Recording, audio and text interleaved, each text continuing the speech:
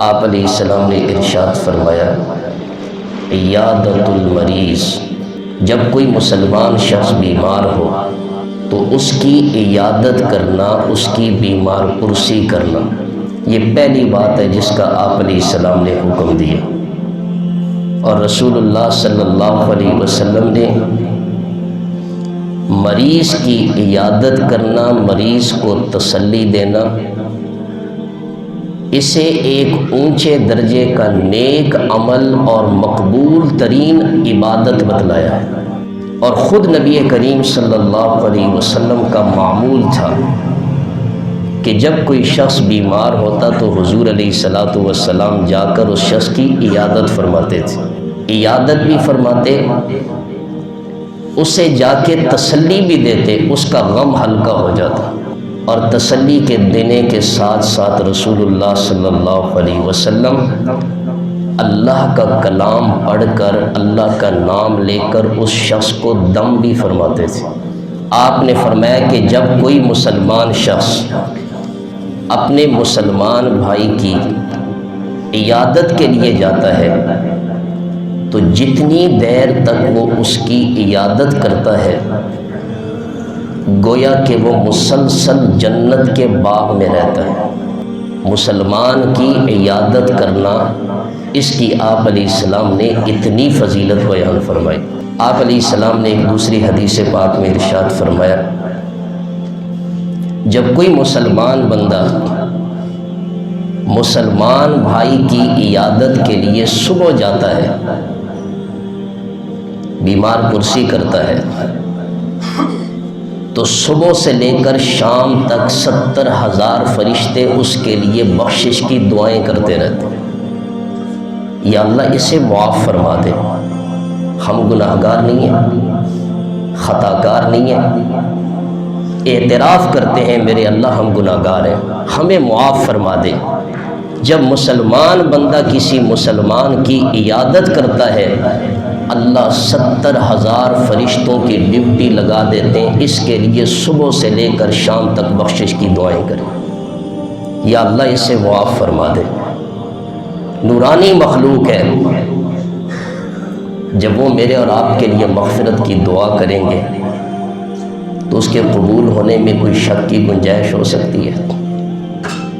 اور فرمایا کہ جو شام کو کسی مسلمان کی عیادت کے لیے تشریف لے جائے صبح تک 70,000 فرشتے اس بندے کے لیے مغفرت کی دعائیں کرتے رہتے ہیں، یا اللہ اس شخص کو معاف فرما دے۔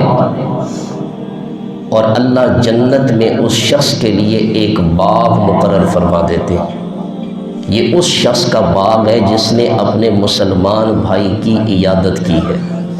میرا اور آپ کا کوئی پڑوسی ہے، بیمار ہو گیا، پڑوسی دور ہوتا ہے یا قریب ہوتا ہے؟ پاس ہی ہوتا ہے۔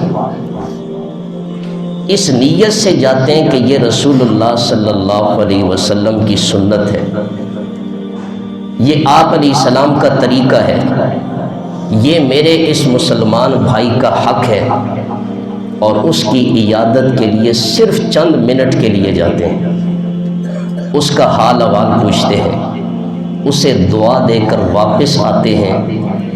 چند منٹوں کے اندر اللہ تعالیٰ نے کتنا عظیم اجر عطا فرمایا۔ اور رسول اللہ صلی اللہ علیہ وسلم نے جہاں مریض کی عیادت کی ترغیب دی ساتھ اس کے آداب بھی بیان فرمائے۔ اسلام کا کوئی عمل آپ لے لیں اور پھر اس عمل کو دیکھیں رسول اللہ صلی اللہ علیہ وسلم کی عملی زندگی میں اس کا ثبوت آپ کے سامنے آ جائے۔ آپ علیہ السلام نے فرمایا مریض کی عیادت بھی کرنی ہے نا تو ان آداب کا بھی خیال رکھنا ہے۔ ہر ایک انسان کی فطرت کا رسول اللہ صلی اللہ علیہ وسلم نے اسے سمجھا اور اس کے مطابق آپ علیہ السلام نے ہدایات بیان فرمائی۔ آپ نے فرمایا من عاد منکم فلیخفف، عیادت کا پہلا ادب یہ ہے جب کسی کی عیادت کے لیے تم میں سے کوئی شخص جائے تو ہلکی پھلکی عیادت کرے، مریض کے پاس زیادہ دیر مت بیٹھے۔ اس کی وجہ کیا ہے؟ نبی علیہ الصلوۃ والسلام انسانی فطرت سے بڑی اچھی طرح واقف تھے، اس لیے تو اپنی امت کو وہ تعلیم دی ہے جس میں کسی مسلمان کو تکلیف نہ ہو۔ مریض آدمی کی کوشش ہوتی ہے کہ میں بے تکلف ہو کے لیٹا رہوں، مریض آدمی کی کوشش ہوتی ہے جب بھی مجھے معمولی سی تکلیف ہو اپنے گھر والوں کو بلاؤں، تکلیف میں افاقہ ہو، جس چیز کی ضرورت ہو بے تکلف اپنے گھر والوں سے مانگے۔ جب مہمان آ جاتا ہے تو مریض بے تکلف ہو کے لیٹ سکتا ہے؟ مریض کے احترام میں بیچارہ اپنے پاؤں بھی سیدھے نہیں کر سکتا۔ مہمان کے احترام میں وہ گھر والوں سے اپنی ضرورت کی بات چیت نہیں کر سکتا۔ مہمان کے احترام میں وہ بے تکلف ہو کے اپنے کھانے پینے کی اشیاء نہیں مانگ سکتا۔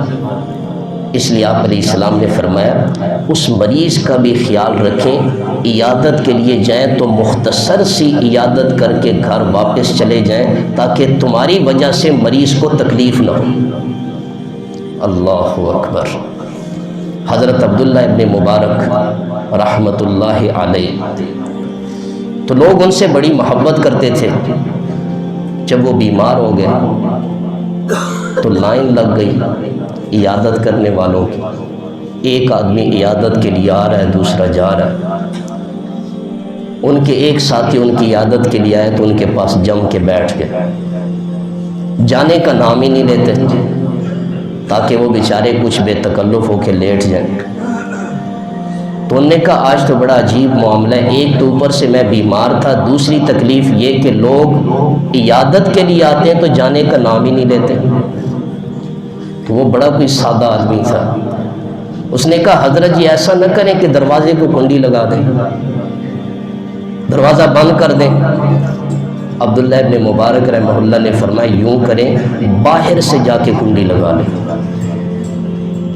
تو ایسے بھی نہ بنے کہ مریض بیچارہ خود کیا ہو، میرے اور آپ کے بیٹھنے سے وہ تکلیف میں پڑ جائے۔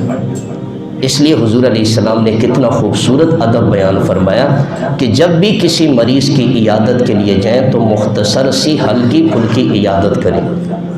دوسرا ادب، مریض کی عیادت کے لیے جائیں تو اس کا حال احوال پوچھیں، طبیعت کیسی ہے۔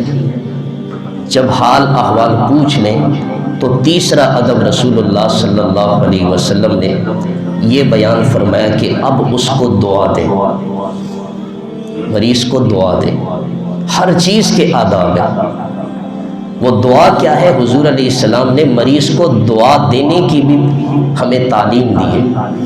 آپ نے فرمایا مریض کو یوں دعا دیں، لا بأس طہور انشاءاللہ، پریشان ہونے کی ضرورت نہیں ہے، انشاءاللہ آپ کی یہ بیماری، آپ کی تکلیف آپ کے گناہوں کے معاف کرنے کا ذریعہ بن جائے گی۔ مریض کو گویا دعا بھی دے دی، اسے تسلی بھی دی۔ آپ علیہ الصلوۃ والسلام کی کوشش ہوتی تھی جب مریض کی عیادت فرماتے تو حضور اسے تسلی کے الفاظ کہتے تھے تاکہ اس کا دل بڑا ہو، وہ مطمئن ہو جائے میں اتنا بیمار نہیں ہوں۔ اور ایک حدیث میں حضور علیہ الصلوۃ والسلام نے ارشاد فرمایا کہ جب کوئی شخص کسی مریض کی عیادت کے لیے جائے